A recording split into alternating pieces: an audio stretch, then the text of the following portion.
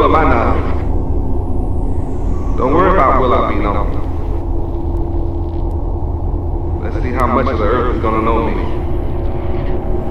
The earth shall be full of the knowledge of the Lord Yahweh, as the waters cover the sea. Isaiah chapter 11, verse 9.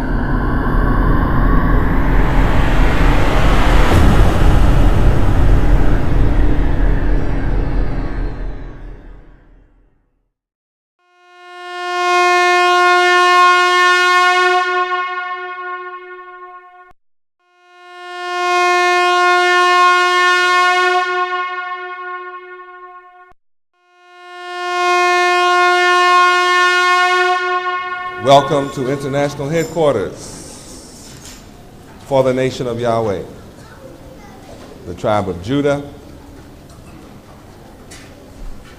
for the children of Abraham, Isaac, and Jacob, descendants of our patriarchal fathers, Abraham, Isaac, and Jacob of the Bible.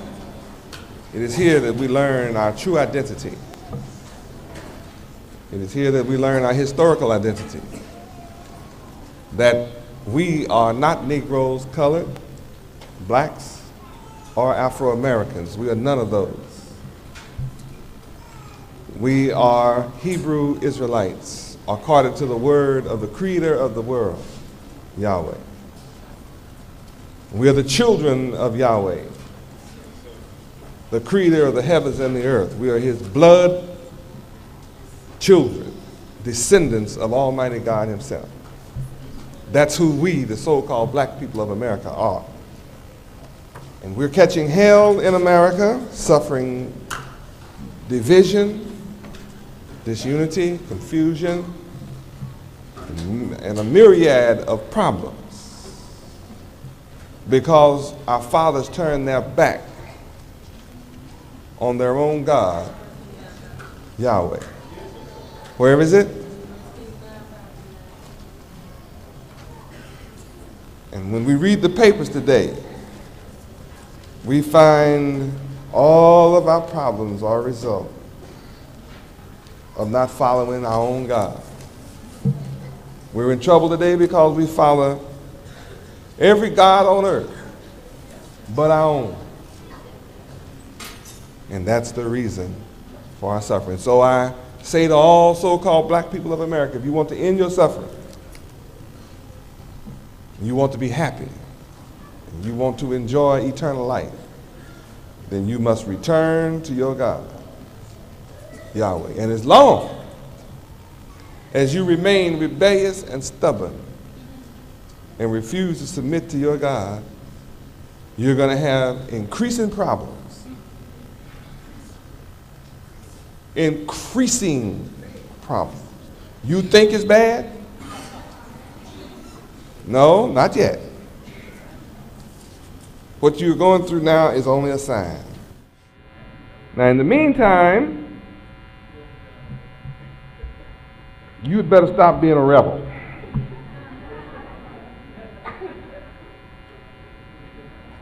Yeah, stubborn and rebellious people in trouble. Let's turn to Deuteronomy 21. Yeah, let's go back and check what God says is in store for all of you who are stubborn and rebellious. Turn to Deuteronomy chapter 21. Why are we messed up like this? Because we're stubborn and rebellious. Deuteronomy 21, verses 18 through 21. Let's read about what happens when we're like this. Read. If a man have a stubborn and rebellious son, which will not obey the voice of his father or the voice of his mother, and that when they have chastened him will not hearken unto them, then shall his father and his mother lay hold on him and bring him out unto the elders of his city and unto the gate of his place. And they shall say unto the elders of his city, This our son is stubborn and rebellious, He will not obey our voice. He is a glutton and a drunkard, and all the men of his city shall stone him with stones, that he die. So shalt thou put evil away from among you, and all Israel shall hear and fear. All who are not Israel shall hear and laugh. All who are not Israel shall hear and mock. All who are not Israel will hear and say, it doesn't apply to me.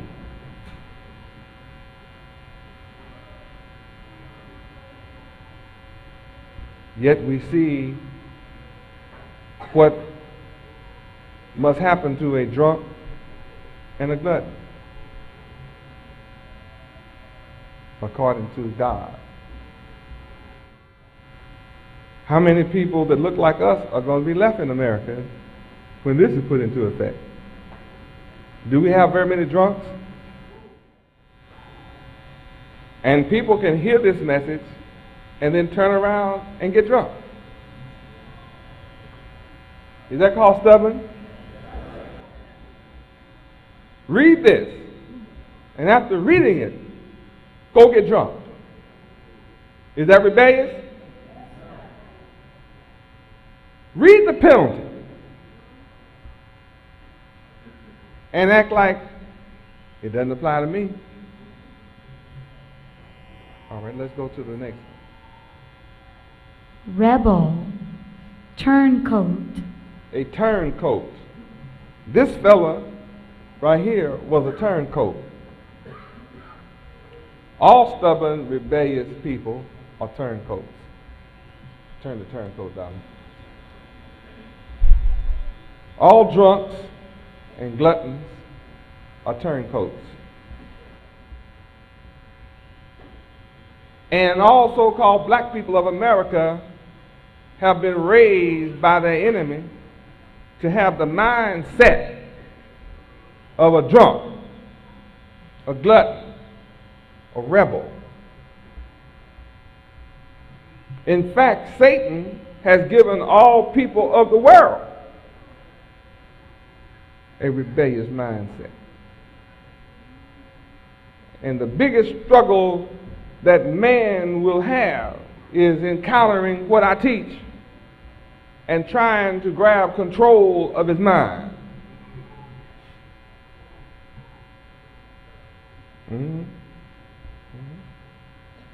Your battle is not another man. Your battle is your own mindset that has been given to you and the whole world by Satan. Revelation 12:9. Don't sit here and tell me that you don't have this kind of mindset. The only way you don't have it, or didn't have it, is you were not in this world, or you've been born to me. Now, all who've been born to me, you can say, well, I was born without that mindset. That doesn't mean you're going to be forgiven because you got the mindset. No, you're not. You are forgiven when you change. Your change is the forgiveness. Your ability to change is me calling your attention to your condition. That your mindset is this, Deuteronomy 18 through 21. That's you. That is you. Now, you are facing death. Revelation 12:9 tells you why you're facing death. Read. And the great dragon was cast out, that old serpent called the devil and Satan, which deceiveth the whole world. He was cast out into the earth, and his angels were cast out with him. What is his angel? One who goes along with his mindset. Those who love deception are his angels. You just like him. You just as well be his son because you think just alike. You and Satan are both deceivers. And the greatest deception is when you deceive yourself. So here you are, deceived, going back to Deuteronomy 21, into being a rebel. And Yahweh lays out his plan of salvation for you, and you come up with how difficult it is. It's not difficult to be right. Difficulty is facing death. See, this I would say the rebellious son faced a tremendous difficulty. Wouldn't you? In Deuteronomy chapter 21, the rebellious son not only faced a difficulty, he was unable to overcome it. And his reward was what? Death. I call that a difficult life to live. Die when you don't have to. Huh? You don't get to live as old as your parents. I would call that a difficult position to be in. And especially if your parents can live to be old as Methuselah, and you getting cut off at 20, I would call that a difficult position to be in, wouldn't you? Well, that's the position that the stubborn and rebellious son was in. A very difficult position. But he loved his alcohol more than he loved life. He loved to overeat and get fat. You know how you just kind of see yourself fattening up? See, you're in a difficult situation when you just don't have control over your eating. You just let your gluttonous desire cause you to steal from it. Yeah, see, that's a difficult position to be in, isn't it? Huh? You look at the other man's difficulty and fail to look at your own. But a gluttonous person will steal to satisfy his proclivity to eat. Doesn't matter how much I give him to eat, he wants a lot of extra stuff. And to go to the extreme end to get it. And then the weight begins to come on. You're showing signs of difficulty. Yeah, you know, your difficulty is beginning to express itself. And it's an evil thing according to verse 21. See, a stubborn son and a rebellious son is an evil son. And continuing to do evil is a difficult position to be in. The easy life is doing right. That's the fun life. When you can live with a clean conscience and say, I did everything right today. And yesterday and the day before. And I live every day perfect, clean, good, and righteous and moral. Boy, it's a good feeling. I'm a witness that it's a good feeling. Can you witness that you live a perfect life? How does it feel to sit and tell yourself you're not perfect? Is it a good feeling? It's a difficult situation. Well, where do you think you're going to live? Forever. Not right. You just happen to say, yeah, I'm not right. That's okay with you? Where do you plan to live forever? Where do you plan to live? Where do you think you're going to live? Huh?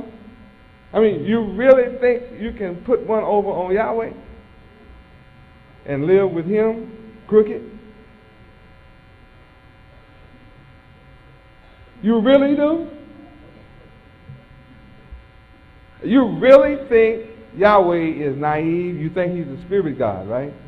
And see, spirit gods, you can get away with this stuff.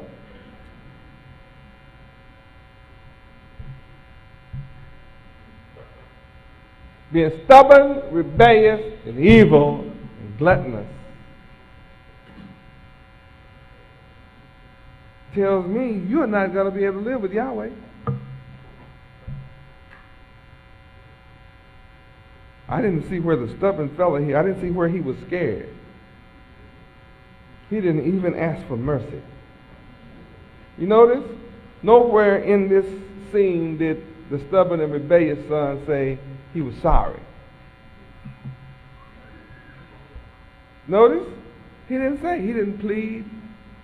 He didn't turn from his wicked ways. Right?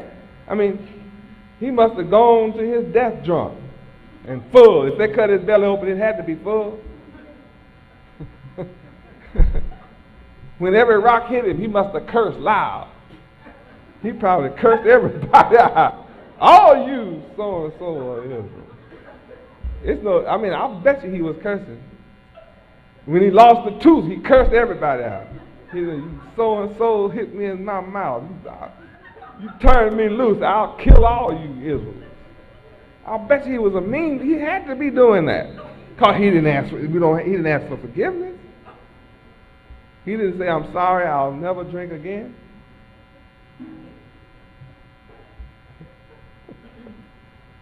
Did he? There's no record of this man. This man went down all the way evil. He went out evil.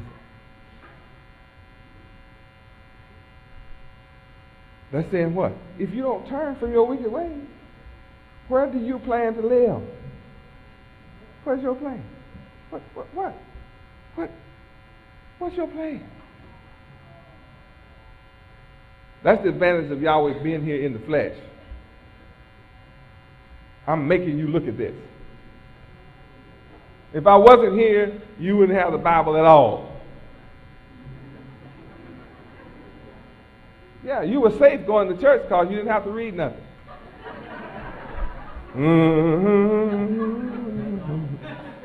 Loud, right? Nothing was required of you.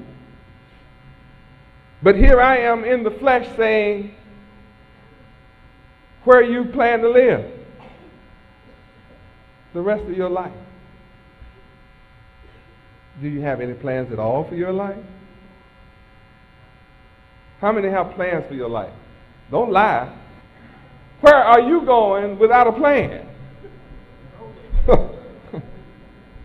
Where do you plan to live without a plan? You know, it's kind of incongruent. Where do you plan to live without a plan? What plan have you for your life? Do you plan to live anywhere, or you just, how many people are satisfied to just take it as it comes? Anybody like that? Whatever, whenever, however, so be it.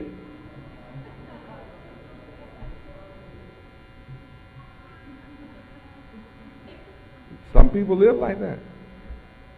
They don't care if the sun rises tomorrow. I don't care if the sun don't shine. And for some of them that I heard say that, it isn't shining. They are gone. How many feel like when you die, that's it? Don't have to worry about nothing else. Why serve Yahweh? Right? I mean, why serve God if when you die, that's just it? Boom, I'm dead, ain't no more. Body rot, burn it, drown it, whatever you do to the body makes no difference. It's true. It won't make any difference what happens to your body. Is that it? Must be something to the soul.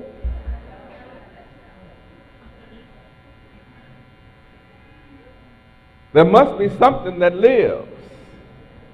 Huh? You know, you can see that the body is not eternal. I'm alive. I'm in a different body than I was when I was walking and talking to Adam. I was in another body. I chose this body for this time. I like it. It's very well serving me good.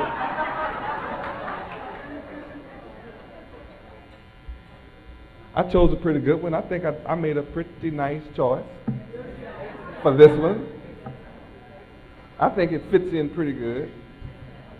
I made sure I didn't choose an ugly body. The choice was okay. I'm satisfied with it. My body is not God. I am. That I am. And I live. Always. I always have lived. I created myself to live forever. All life comes from me. I am life. Life comes from life. I told Abraham that I would come here to you after you served 400 years. And I wrote it in a book that I would do that. And from Abraham until today, it's been in a book. That you would be in a strange land, serving another nation, and that they would mistreat you and abuse you and afflict you 400 years, and after you serve 400 years, I will come. And I will judge the nations that afflict you. And then I'll bring you out with great suffering. Am I doing it? Am I on time? I'm doing exactly what I said I would do. You can't deny it.